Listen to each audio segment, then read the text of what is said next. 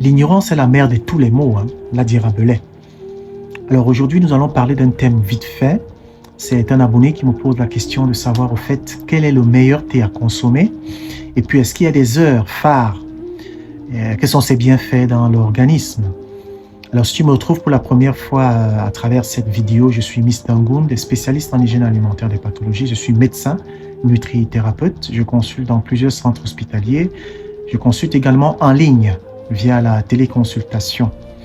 Alors, généralement, dans mes vidéos, je parle de la santé, je parle du bien-être, je parle également de l'alimentation. Si ça s'intéresse bien, hein, ce genre de thème, je te prie de t'abonner, très important, de liker et puis de cliquer sur la cloche de notification pour ne manquer aucune vidéo. Si tu as pris ton stylo et ton calepin, retrouvons-nous juste après le générique.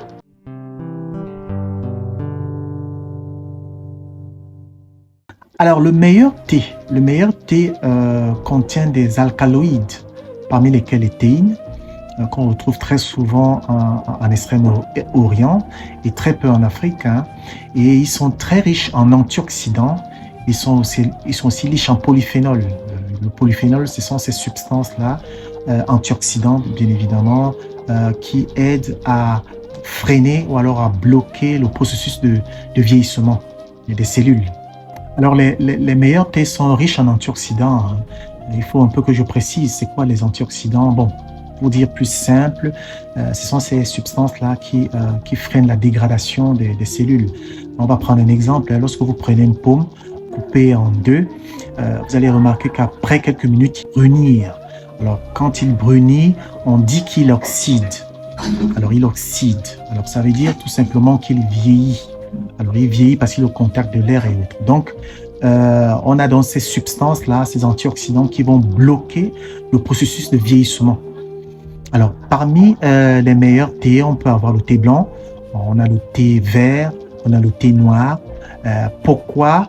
Parce qu'ils sont les meilleurs, tout simplement parce qu'ils contiennent de la catéchine et de la théaflavine, qui sont des substances antioxydantes très riches en polyphénol.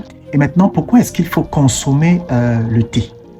Alors, il faut consommer simplement le thé parce qu'il est riche en antioxydants de par ses propriétés. On a dit qu'il nous aide à régénérer nos cellules, à bloquer les enzymes K, parce que l'enzyme K participe au vieillissement du corps et de nos cellules.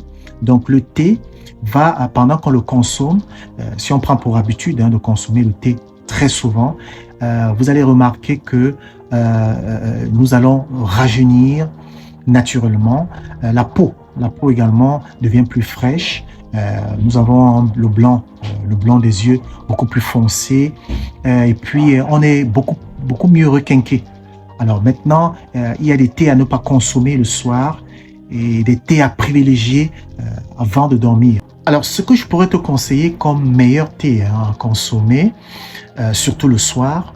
Pourquoi je parle du soir, de la consommation d'un thé le soir? Pourquoi? Parce que généralement, le soir, lorsque nous dormons, la nuit, lorsque nous dormons, la température baisse. Et lorsque la température baisse, c'est favorable à la régénération cellulaire. Mais maintenant, il faut des éléments qui optimisent également cette régénération cellulaire pendant la nuit. Et on parle des polyphénols. Le polyphénol qui sont riches en antioxydants aident à bien réparer la nuit. Voilà pourquoi il est conseillé de prendre un thé, mais il faudrait que ce thé soit moins concentré en caféine, qui est moins de caféine, je vais dire. Et la plupart des thés que nous trouvons dans le marché ont beaucoup de caféine. Mais celui de l'an riche sont peu concentrés en caféine, d'après les recherches que nous avons. Alors, lorsque vous consommez ce thé, généralement le soir, évitez de mettre le miel lorsque le thé est encore chaud, la boisson est encore chaude. J'ai expliqué pourquoi mes précédentes vidéos, tout simplement parce que le principe actif du miel sera diminué. Et également éviter de mettre du citron puisqu'il s'agit du soir. Éviter de mettre le sucre. Ensuite, je vous conseille de manger 1 heure avant de consommer le thé. Évitez de manger gras, hein. Évitez de manger gras, manger assez léger. le soir pour profiter justement de ces polyphénols-là. Voilà, donc je pense que j'ai dit l'essentiel. Je reviendrai dans les prochaines vidéos pour expliquer en détail.